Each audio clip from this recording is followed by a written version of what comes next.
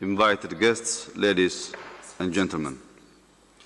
Allow me to begin by expressing gratitude to President Abdel Fattah al-Sisi for the warm welcome and the hospitality afforded to us since our arrival. While my hope is that we all meet for such convenings to explore issues of growth and mutual development by changing the circumstances that bring us so often together, we must nevertheless attend to the growing crisis in our backyards. Our sisterly nation of Sudan is bleeding. The moment in 2020 we had all celebrated, which signaled a new beginning for a democratic and a stable Sudan, has now vanished. In its place, we now witness intense violent conflict that is causing mass displacement, loss of lives, and widespread destruction. It is not for lack of platforms and avenues of dialogue that this conflict persists, but for lack of foresight.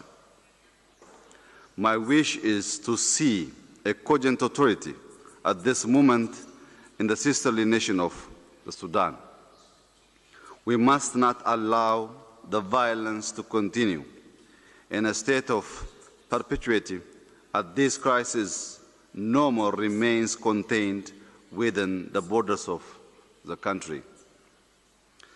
The destabilizing effect of the Sudan crisis is being felt in neighboring countries, faced with waves of refugees fleeing the conflict.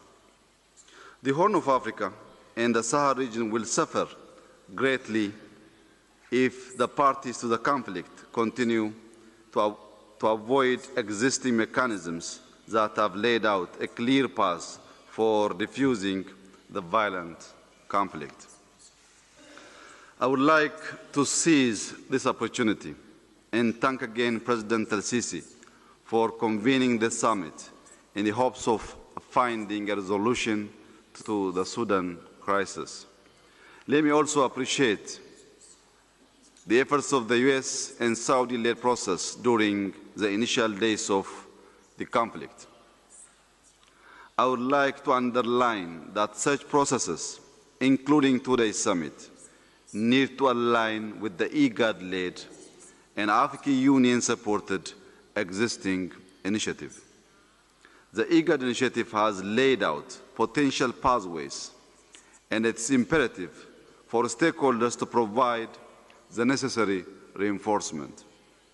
Excellencies, complex and sensitive cases like the Sudan crisis can only be successful through a consolidated approach. As neighboring countries working to overcome our own internal challenges, we should not be passive to impart wisdom to our sisterly nation, nor should we further complicate a fragile situation by extending its longevity. In conclusion, Ethiopia once again calls for, firstly, an unconditional and indefinite ceasefire. Secondly, immediate delivery of humanitarian assistance to all beneficiaries affected by the violent conflict.